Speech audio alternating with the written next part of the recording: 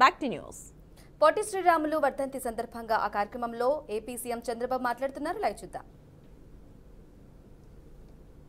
కొంతమంది గ్రామం కోసం ఆలోచిస్తారు, కానీ కొద్ది మంది ఏ ఒక్కరో జాతి కోసం ఆలోచిస్తారు. తెలుగు జాతి కోసం ఆలోచించి దాన్ని సాధించి పెట్టిన ఏకైక వ్యక్తి పొట్టి శ్రీరాములు గారని చెప్పి కూడా నేను మీకు తెలియజేస్తున్నా. అయితే జరిగిన సంఘటన ఇప్పుడే ఒక ఫిల్మ్ చూపించారు. ఒక మనిషి ఒకటి సాధించాలంటే ఎన్ని అవస్థలు పడాలనో ఆ ఫిల్మ్లో చాలా స్పష్టంగా చూపించే పరిస్థితి వచ్చింది.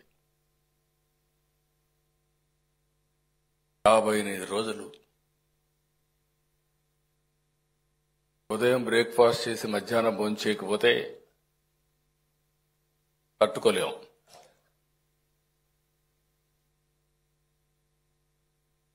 ఈ మధ్య సత్యాగ్రహాలన్నీ చూశాం.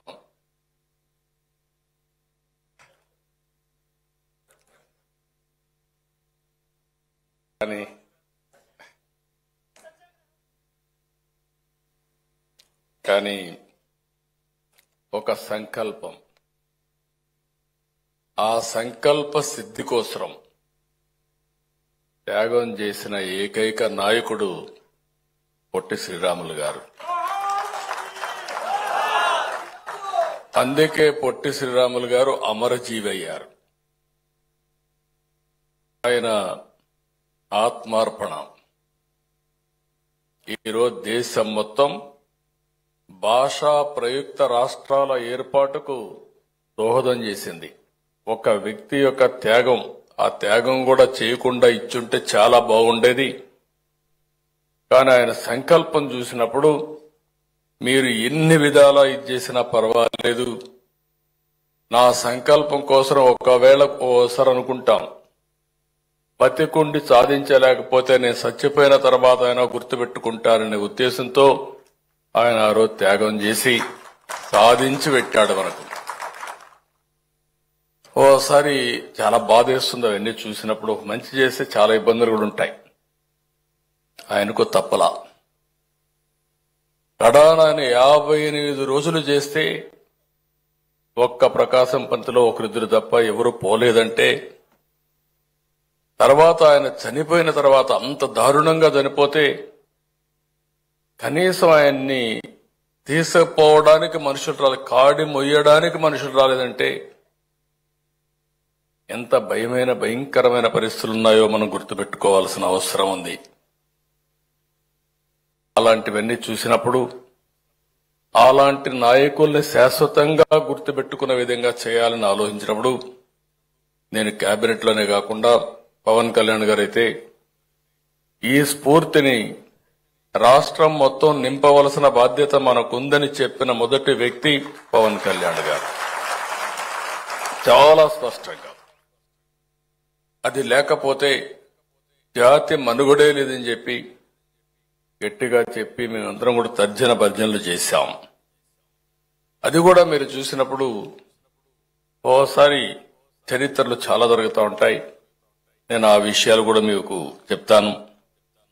కానీ ఈరోజు ఇంకొక రోజు, ఇంకొక మహోన్నతమైన వ్యక్తి సర్దార్ వల్లభాయ్ పటేల్.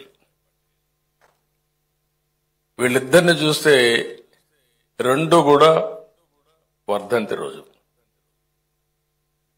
ఒక పక్క తెలుగు జాతి కోసం, భాషా ప్రయుక్త రాష్ట్రాల కోసం ప్రాణం అర్పించేటువంటి వ్యక్తి పొట్టి శ్రీరాములు గారైతే దేశాన్ని ఐకమత్యం చేయడం కోసం, విలీనం కాకుండా ఐకమత్యం చేయడం కోసం పోరాడిన ఉక్కు మనిషి సర్దార్ వల్లభాయ్ పటేల్ అని చెప్పి కూడా నేను మీకు తెలియజేస్తున్నా.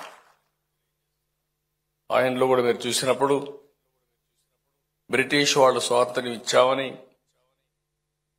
దేశం విడిపోయే పరిస్థితి వస్తే ఒక పక్క పాకిస్తాన్, బంగ్లాదేశ్ ఇవన్నీ వచ్చి, ఇంకో పక్క చూస్తే మన దేశంలో కూడా మేము స్వతంత్ర దేశాలుగా ఉంటామని హైదరాబాద్ రాష్ట్రం కూడా ఆ రోజు స్వతంత్ర దేశంగా ఉంటామంటే కాదు, భారతదేశం ఒకటేనని చెప్పి ఎన్నా ఎనకపోయినా మీరు ఉండాలని చెప్పిన ఏకైక వ్యక్తి సర్దార్ వల్లభాయ్ పటేల్.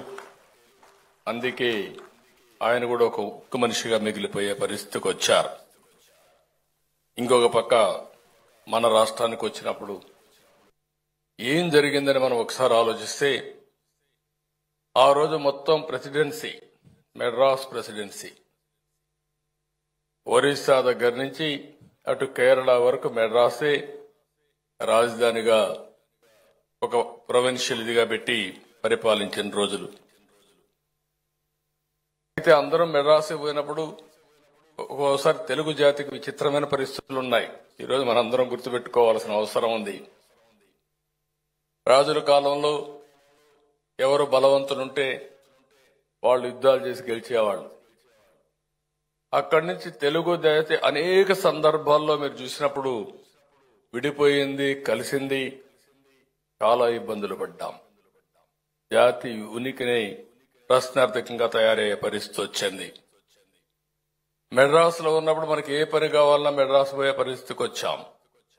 అలాంటి పరిస్థితులు మీరు చూస్తే మొట్టమొదటిసారిగా గుంటూరులో యువజన నవ్య సాహితీ సమితి మొదటిసారిగా ఏర్పాటు చేసి 1953లో 3 వరకు 50 ఏళ్లు పోరాటం చేశారంటే 50 సంవత్సరాలు పోరాటం చేసిన తర్వాత పొట్టి శ్రీరాములు గారు ప్రాణత్యాగం చేసిన తర్వాత తెలుగు రాష్ట్రం వచ్చింది, భాషా ప్రయుక్త రాష్ట్రం వచ్చింది. అంటే ఏ విధంగా జరిగిందనేది ఒక ఉదాహరణ. ఈరోజు స్వాతంత్రం కోసం పోరాడారు, మహాత్మా గాంధీ గారు పోరాడారు. ఆయనతో సమానంగా వీరోచితంగా మీరు చూస్తే ఎంతో మంది పోరాడి, కొంతమంది వీరోచితంగా ఒక విధంగా చెప్పాలంటే యుద్ధాలే చేశారు. అల్లూరి సీతారామరాజు గారు చూశాం. ఆయనైతే గిరిజనులందరినీ కలుపుకొని యుద్ధం చేసి కడాన ఈయనుంటే రాబోయే రోజుల్లో పెద్ద ఎత్తున విప్లవం వస్తుందనే ఉద్దేశంతో ఆయన దారుణంగా చంపేసే పరిస్థితికి వచ్చారు. ఇంకొక పక్క మన తెలుగు జాతిని చూస్తే 1912లో గుంటూరు, కృష్ణా, గోదావరి జిల్లాల్లో సంయుక్త సదస్సు పెట్టి నిడదవోలులో ఆ రోజు పెద్ద మీటింగ్ పెట్టారు. వీళ్ళందరూ ఒకటే అడిగారు, తెలుగు జాతికి ఒక రాష్ట్రం ఇవ్వాలి అని పోరాటం చేసి 1913లో అయితే ఆంధ్ర మహాసభ పెట్టి బాపట్లో కూడా నినదించారు.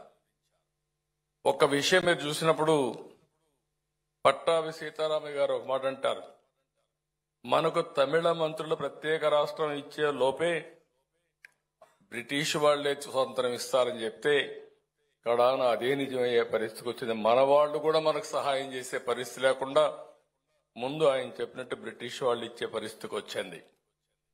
దీంట్లో కూడా చాలా కమిటీలు వేశారు, మీరు అది కూడా గుర్తుపెట్టుకోవాల్సిన అవసరం ఉంది.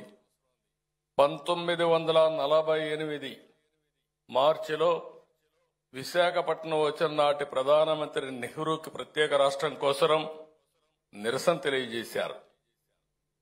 ఆ సంవత్సరమే జూన్ 17న దార్ కమిషన్ వేశారు. అయితే ఆయన అన్ని తిరిగిన తర్వాత మన వాళ్ళు కొంచెం ఈ చరిత్రలో కొన్ని ఉన్నాయి, విచిత్రమైన సంఘటనలు ఉన్నాయి. దాన్ని మనం కరెక్ట్ చేసుకోకపోతే మనం కూడా ఇబ్బంది పడతాం. దాంట్లో మనం చూస్తే అప్పుడు కూడా సీమాంధ్రలో ఐకమత్యం ఉండేది కాదు.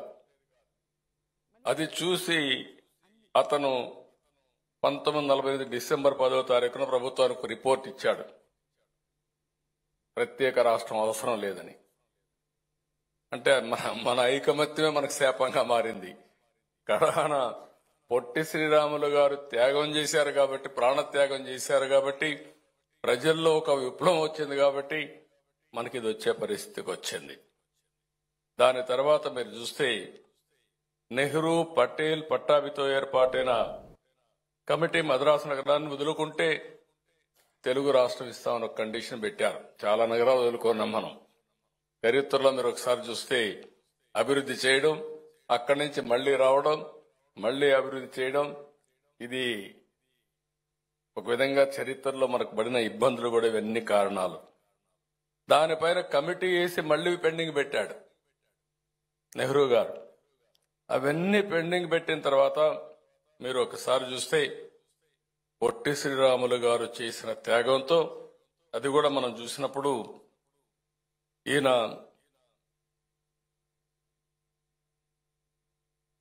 చాలా ఆ వ్యక్తిని గురించి కూడా ఒక్క నిమిషం మనం ఆలోచించుకోవాల్సిన అవసరం ఉంది. 1901 మార్చి 16న మద్రాసులో గురవయ్య మహాలక్ష్మమ్మ దంపతులకు జన్మించారు పడమటి పల్లిలో. ఆ పల్లి ఇప్పుడు కూడా మీరు చూసినప్పుడు ఆ డీటెయిల్స్ అని చూపించారు కానీ చెప్పలేదు. స్వాతంత్రం కోసం పోరాడాడు.